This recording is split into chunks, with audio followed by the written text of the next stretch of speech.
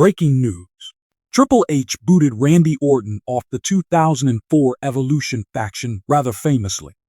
Jim Ross of WWE Commentary, at the time, talent relations executive, lately clarified his reasons for having a problem. With the narrative set at age 24, Orton defeated Chris Benoit at SummerSlam 2004 to end up as the youngest world champion. WWE records the following evening, the Viper retained the title against Benoit on Raw before rising great on the Evolution stablemate's shoulders.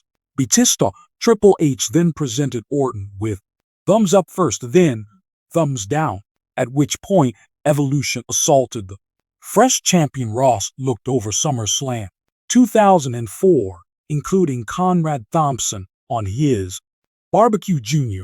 podcast, going over the famous thumbs down point. The WWE Hall of Famer mentioned, the split of Evolution seemed hurried. I desire we could have had something midway, and not going directly to Triple and Randy. H. Ross said, not that I disliked the match, simply said, I felt there was more green grass not yet visited with those men. We arrived at fast, and I considered to have made a mistake. 1 hour 32 minutes and 37 seconds for 1 hour 32 minutes and 57 seconds. The plot guided to coincide with a bout at Unforgiven 1 month later. 2004, Triple H defeated Randy Orton to weigh the World Heavyweight Championship. Why Randy Orton against Triple H was brought up before. Randy Orton defeated Chris Benoit. Triple H dominated Eugene in a game that neglected to elicit the intended reaction from fans. Nick D'Amore's Eugene persona were meant to set off empathetic responses. Since the character have learning ability, challenges notwithstanding, the SummerSlam crowd cheered Eugene all through the game. Even though Triple H was the bad guy, even Jim Ross did not object to the fight as much as some others. He knows. Why did the Eugene persona split views? Dislike that game, and I understand them. Traditionalists will not find it appealing. Owing to the existence of Eugene, he was a performer with a gimmick. He was a guy of attractiveness, freaking attitude. I had a plenty of time for. He was among the classics, falling short in Ohio Valley Wrestling Development. Overview. Nick, Sister, Denmore, he paid his dues quite sturdy basically, yet the idea simply never connected with the many. Said Ross's 1 hour and minutes and 29 seconds to 1 hour 10 minutes and 3 seconds. Eugene's unfavorable audience outcry compelled WWE to fundamentally change. Vary the unforgivable card. 3H was initially meant to be still fighting with Nick Dinsmore's role at the event. However, those preparations were shelved following SummerSlam. In the realm of professional, few names have as much weight as Triple H and Randy Orton. Both are fables in their own right, possessing sculpted Hall of Fame deserving careers. Includes unforgettable games and legendary contests, events and championship reigns with which one can the materials of WWE lore. Yet, like with any long-running program narrative, not every chapter satisfies every other chapter. Unanimous praise. In past few years, WWE has come under attack from supporters and insiders, both for what many would define as a trip through the continuous narratives terrain between Triple H and Randy Orton. One, particularly legends have come forward to express his worries, underlining that WWE could have done a mistake that might have long-ranging consequences for both superstars.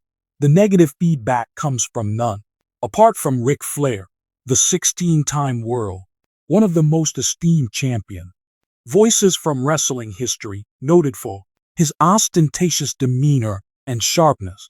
Keen understanding of Flair's company has never been one to stifle his viewpoints. In a most recent interview on popular podcast on wrestling, Flair refused to use sparing phrases while talking about the strategy WWE adopted with the triple he and Randy Orton storyline scene. I have all the regard in the world for Hunter and Randy Flair. Started his tone grave as he spoke about the problem, but what WWE is doing in response. Now with them, it's not working, and everyone knows. Thus the supporters are not relating this narrative to their manner should be, and that presents issues for CL. Listed numerous significant events in the plot he feels were improperly handled, beginning with the manner WWE stands for, decided to bring back in light following Randy Orton.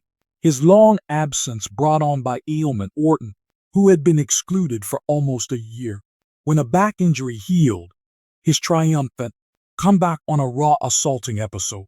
Triple H during a hot segment while the moment was supposed to spark there again. Fierce rivalry, Flair says, sank because of inadequate performance. Poor build-up upon returning from Randy. It should have been a historic event, Flair said, but their approach was such that simply did not have the required influence. The sight of Randy thrilled the supporters, but the follow-up lacked there. They did not give the narrative enough breathing time, and thus it felt hurried. Irrelevant. Flair also questioned the choice to place Triple H as the apparent heel in the conflict, a move that has perplexed many enthusiasts over the years.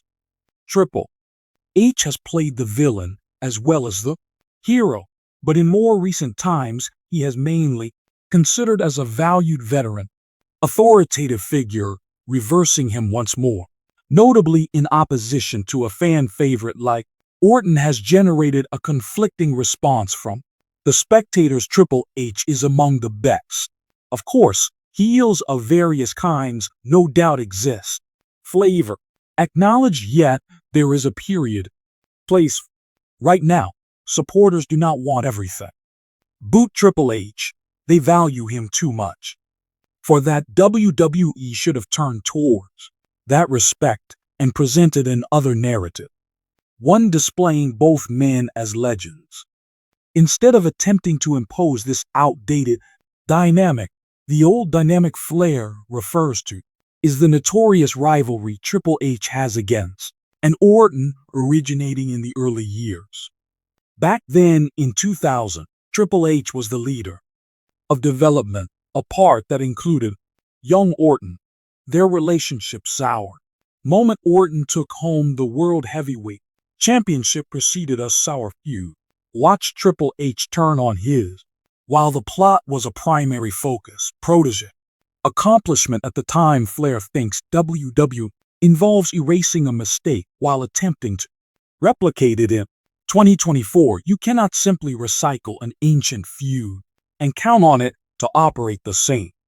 Flair said these folks have developed so much since then, both as performers and as characters. WWE has to change the narrative with them, not only recycle the past. Flair's remarks have set up a furious arguments among experts and supporters, with many agreed that the plot between Triple H and Orton feels driven and out of touch. Some have even advised that WWE should turn the conflict in a new direction.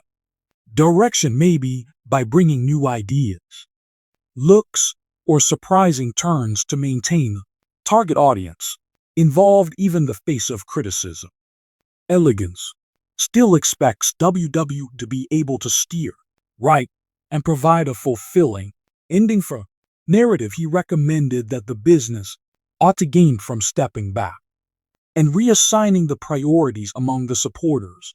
From these two legends, I am not sure from declaring it too late to correct this. Flair remarked, yet they should pay attention to the supporters. The audience today is more intelligent than ever. Knowing WWE is not working, possesses the ability and imaginative brains to flip this around, but they must be eager to try things and accept chances. Fresh. As for what Flair would do if he was in charge of the plot, the reply was straightforward. I would mostly concentrate on the legacy of both men, highlights the past but illustrate the way you avoid being caught in it. Esteem they have for one another notwithstanding, they most likely are on opposing sides. Crucially, make it seem large and create. Believe this to be the last chapter in. Their competitiveness goes beyond a mere game.